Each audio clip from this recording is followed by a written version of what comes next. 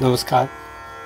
चंद्र राशीप्रमाणे वृश्चिक राशींच्या व्यक्तींसाठी ऑगस्ट 2025 या महिन्यासाठी मी आता मार्गदर्शन करणार आहे.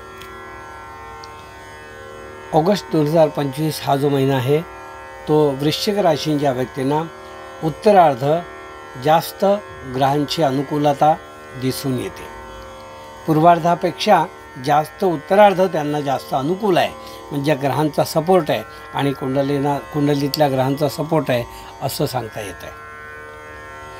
स्पर्धेतून यश मिळेल या महिन्यात असा हा महिना आहे. म्हणजे प्रत्येक गोष्टीत आपल्याला थोडं मागे लागावं लागेल. त्याचप्रमाणे काही आपण चांगलं करतो आहे हे सिद्ध करून दाखवावं लागेल.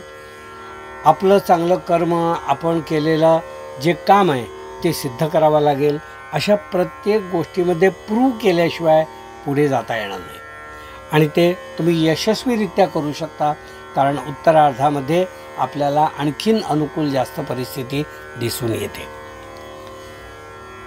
अशी परिस्थिती आल्यानंतर आपल्याला एक प्रकारची उमेद आणि जी जिद्द निर्माण होते, त्या जिद्दीतून सगळं काही निर्मिती होऊ शकतं आणि तेच तुम्हाला या महिन्यात त्याची प्रचिती येईल. वृश्चिक राशींच्या व्यक्तींना विशेष करून या महिन्यामध्ये ग्रहांची जी अनुकूलता लाभणार आहे त्यामुळे एक प्रकारची जिद्द मी सांगितल्याप्रमाणे जागृत होईल. कसं होत नाही बघूया, काय होत नाही बघूया, असं प्रत्येक ठिकाणी चॅलेंज स्वीकारण्याची अशी मनोवृत्ती या महिन्यात तुमची राहणार आणि ती निश्चितच तुमच्यासाठी चांगली आहे आणि लोकांना त्यामधून एक स्फुरण मिळू शकतं तुमच्या आजूबाजूच्या लोकांना, तर ते तुमच्यासाठी चांगलं आहे असं मी म्हणेन. नोकरी बदल जे करणारे मंडळी आहेत, ज्यांना नोकरीत बदल हवा आहे, त्यांनी या महिन्यामध्ये विशेष प्रयत्न करावेत आणि त्यासाठी काही पावलं उचलावीत. आपल्या जुन्या ओळखी त्यासाठी वापराव्यात किंवा आपले जुने कलीग, जुने सिनियर्स यांच्या संपर्कात यावं, म्हणजे तुम्हाला त्यातून काहीतरी नवीन मिळू शकतं. म्हणजे एक दिशा आहे तुम्हाला पुढे जाण्यासाठी. तर त्याप्रमाणे तुम्ही कॉन्टॅक्ट आपले डेव्हलप करू शकता असं या ठिकाणी मला सांगायचं. वृश्चिक राशींच्या व्यक्तींना मी असं सांगू इच्छितो की या महिन्यामध्ये आपण स्वतः आपल्या आरोग्याची म्हणण्यापेक्षा सुद्धा आपल्या विशेषतः मानसिक आरोग्याची काळजी घ्यायची जास्त गरज आहे. कारण प्रत्येक गोष्टीत जर तुम्हाला स्पर्धा करून पुढे जायचं आहे तर कधीकधी ती थकण्याची मानसिकता होते. तर ते न थकता तुम्ही हे जे आहे ते करत राहायचं आणि त्यासाठी तुम्हाला शिवमहिम्न स्तोत्र मी या महिन्यात वाचायला सांगणार आहे.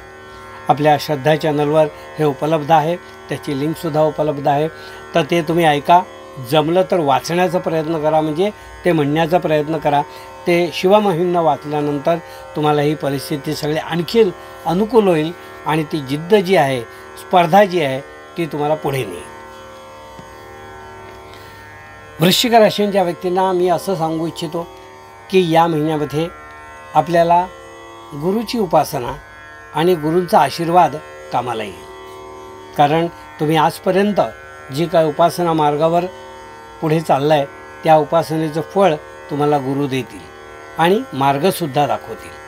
तर अजिबात त्याच्यात शंका न घेता जे गुरु दाखवतील त्या मार्गावर तुम्ही पुढे चला, तुमचं कल्याणच होईल असा विश्वास मला या ठिकाणी वाटतो. वृश्चिक राशींच्या व्यक्तींना मी असं सांगू इच्छितो की या महिन्यामध्ये आध्यात्मिक आणि धार्मिक प्रवृत्तीकडे तुमचा ओढा राहील. घरामध्ये काहीतरी असे कर्म घडवणे, आपल्या हातून दान, धर्म, पूजा, सत्कर्म घडवणे असा काहीतरी योग या महिन्यात दिसून येतो आहे. मुद्दाम आपल्या कल्याणासाठी. साधारणपणे लोकांचा कल कसा असतो, काही त्रास झाला म्हणजेच काहीतरी उपाय करा, पण असं नाही आहे.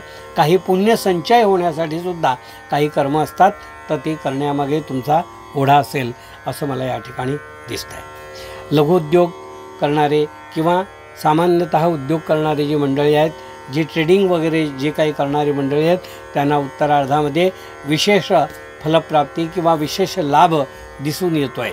तर त्याचा फायदा तुम्ही अवश्य करून घ्या. एका ठिकाणून काही मटेरियल घेणे, दुसऱ्या ठिकाणी विकणे, हे जे ट्रेडिंग आहे ते ट्रेडिंग आपण परदेशात किंवा अन्य राज्यात असे जर तुम्ही करत असाल तर त्यामध्ये तुम्हाला विशेष फायदा दिसून येतो आहे, तर ते करायला अजिबात हरकत नाही असं मी या ठिकाणी तुम्हाला सांगेन. उत्पन्नाच्या बाबतीत मी म्हणेन की लॉटरी लागण्याचा योग नाही, पण अचानक धनलाभ दिसून येतो.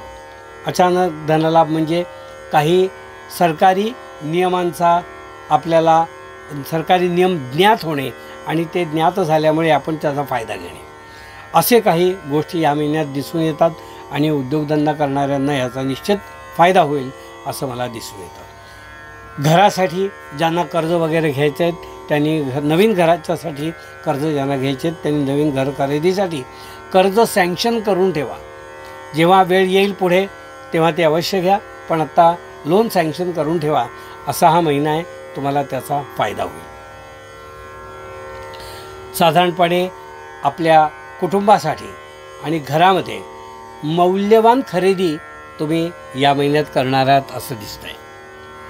चांगले चांगले डायनिंग टेबल्स, विविध प्रकारचं फर्निचर्स जे आकर्षक दिसतं अशा मागे तुमचा ओढा या महिन्यामध्ये राहील आणि अशी कुटुंबासाठी मौल्यवान खरेदी तुम्ही या महिन्यामध्ये करणार आहात असं दिसून येत आहे. तर तुम्हाला खरोखर आवश्यकता असेल आणि जर तुम्ही घेऊ शकत असाल, कुवत आहे तर अवश्य घ्या. त्यामुळे एक प्रकारचा विशिष्ट आनंद तुम्हाला उभा येईल असंच मी या ठिकाणी तुम्हाला सांगेन. कोर्ट कचेरी किंवा अन्य बाबतीमध्ये ना काही प्रगती होत आहे, ना तुम्ही मागे जात आहे, ना कॉम्प्रोमाइज करत आहात. जसं चालत आलेलं आहे तशाच काही गोष्टी पुढे पुढे ढकलल्या जातील अजून 1-1.5 महिने तरी. तर या गोष्टीमध्ये रिझल्ट मिळणार अशी अपेक्षा ठेवून तुम्ही कोणती गोष्ट करू नका. पण कोर्टामध्ये नवीन दावा लावणे किंवा नवीन काहीतरी उपस्थित होणे अशा गोष्टी मात्र टाळा. हे होतं वृश्चिक राशीच्या व्यक्तींना मार्गदर्शन.